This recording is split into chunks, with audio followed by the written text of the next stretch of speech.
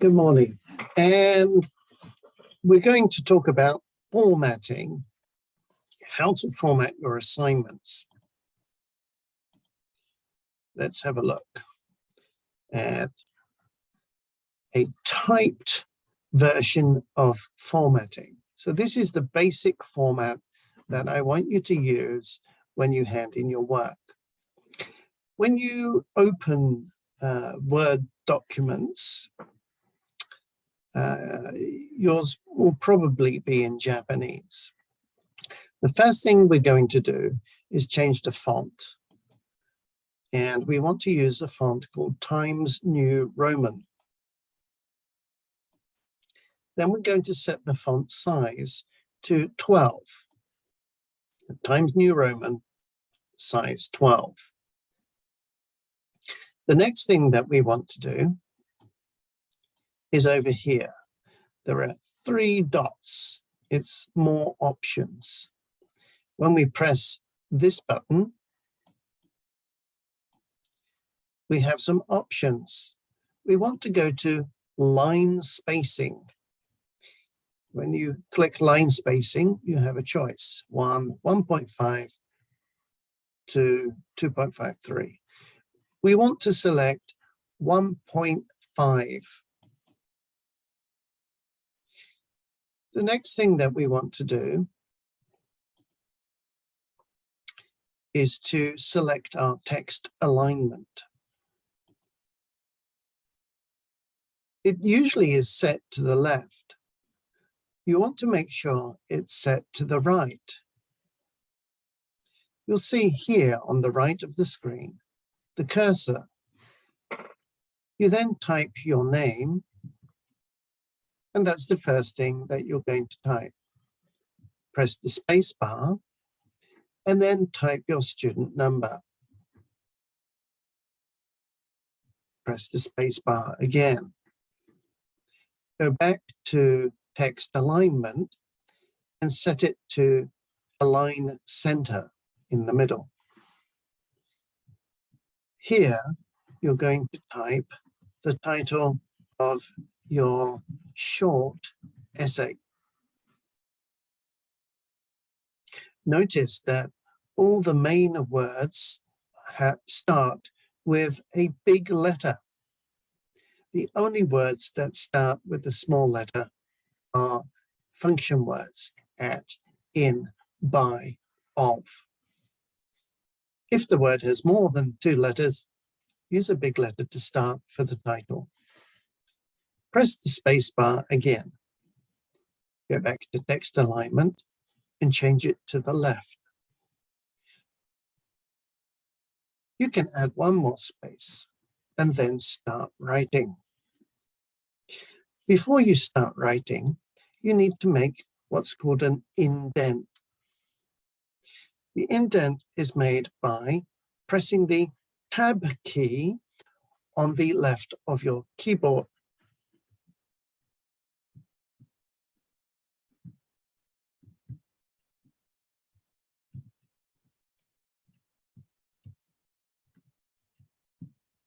You can then start writing. As you can see, the computer automatically puts in spaces for you. It should be around 5 spaces. If your indent is smaller than mine, that means your settings are on Japanese. If your word settings are on Japanese, you'll have Japanese format, in which case you need to change to increase or decrease the indent. The indent should be about 5 to 7 spaces from the left margin. On a computer, the margins should be set for you. We can check the margins by pressing the Layout button. On the left here is an option for margins. You want to make sure your margins are normal. That is 2.54 centimeters, top, bottom, left and right. That is 1 inch on each side of the page of paper. Now you've checked your margins, and go back to your text. And as you can see here, the indent is 7 letters. You can see here, S-E-V-E-N space S, that is 7 letters in, and that's our indent. And that's a good indent. If you have less than 7 letters, you need to change your indent settings. I do recommend you use Word in English and not in Japanese. It will make your life a lot easier, especially when you learn different formatting styles, such as APA, MLA, and CSM. As you can see, our formatting is now done for us. The first paragraph you write is called the introduction. When you finish writing the introduction, you're going to start a new paragraph. When you hit the return key, press the tab key again.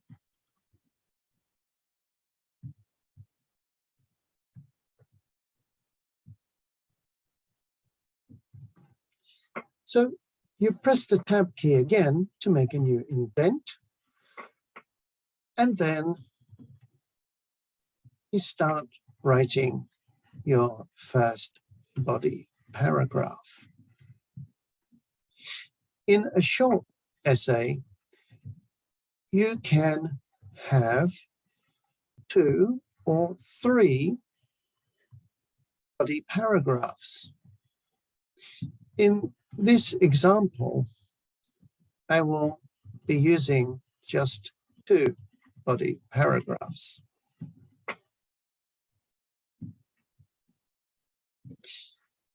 Now I'm going to start the third paragraph. Again, press the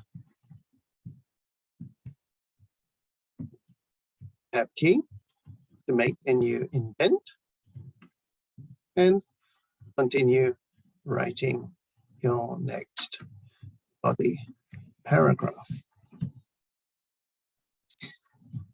Once you have finished that, then make a new line and a final indent. This is our concluding paragraph.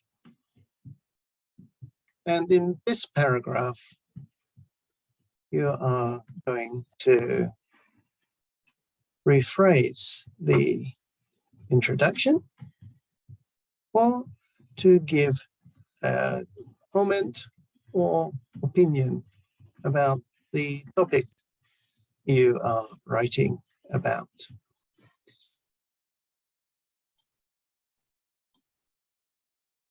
As you can see, as I am writing, 2 blue lines appeared here. That's because I didn't put a comma. The computer will tell me, hey, put a comma here. That's what you need to do. So let's wrap up and finish here. As you can see, the computer is telling me again. After an introductory word or phrase, a comma is best. Is best. It's not you have to. It tells me it's best. So I'm going to agree with the computer this time. We'll come back to the editor. Now, the very last thing I'd like you to do is write the number of words that you wrote. Counting words is a skill that helps you plan and write essays faster and more effectively. So quite simply, we can go to the top button and press Review. We can then select word count. Excuse me. And there is a checkbox here that says Show Word Count. What does that mean? Well, when that's checked on, it will tell you at the bottom of your screen how many words you've typed. The computer does a lot of work for you, but don't be lazy. When you are writing by hand, this is a really important skill to have, because you want to know how many sentences, or what does, if we highlight here, what does 42 words look like on a computer? How many sentences is 42 words? In my example, that's just 4 sentences. Maybe each of my sentences is around 10 words. So 10 words, 4 sentences, 1 paragraph. When you plan your 250-word essay, this is an important skill to have, because you don't want to have one body paragraph of 100 words and one body paragraph of 20 words. You want to balance your paragraphs to almost an equal amount of words. The introduction and conclusion, or concluding paragraphs, will be shorter because they only introduce and finish. The body paragraphs are like the meat in a hamburger. They are the important part of what you want to say. They contain the details, the examples, the evidence of what you are writing about. So just for practice, it's written on the computer how many words, but I want you to write it on the sheet. And this time it's 168 words. Finally, once you have finished this,